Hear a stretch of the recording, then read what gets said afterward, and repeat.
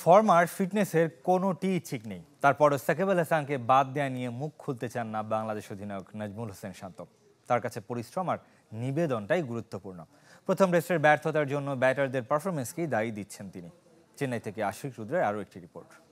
250-টিরও বেশি design option নিয়ে Walton smart fridge, বোঝে আপনার প্রয়োজন। 3 ডিপার্টমেন্টেই সংগ্রাম করছেন Shakib Al Hasan, batting, bowling, fielding.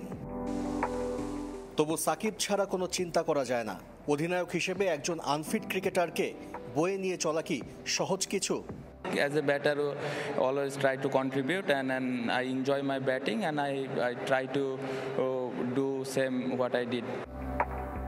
রাওয়ালপিন্ডিতে ইতিহাস লেখার পর চেন্নাইয়ে ছন্দপতন। মূলত প্রথম ইনিংসে পিছিয়ে পড়ে টাইগাররা, সেখান থেকে আর ফেরা হয়নি। এসজি বলে খেলার অনভিজ্ঞতাও কি একটা কারণ? Try to bat as long as we can. We are not thinking about outcome, just try to follow our process and play with our strength. That's what we try to do. Wicket বিলিয়ে দিয়ে আসার অভিশাপ থেকে বের হয়ে আসতে পারেনি ব্যাটাররা। চাপের সময় অহেতুক মেরে খেলার মানসিকতা আর শট সিলেকশনের দুর্বলতা আরও একবার স্পষ্ট। চেন্নাই টেস্ট থেকেও অনেক ইতিবাচক দিক খুঁজে পেয়েছেন বাংলাদেশ অধিনায়ক।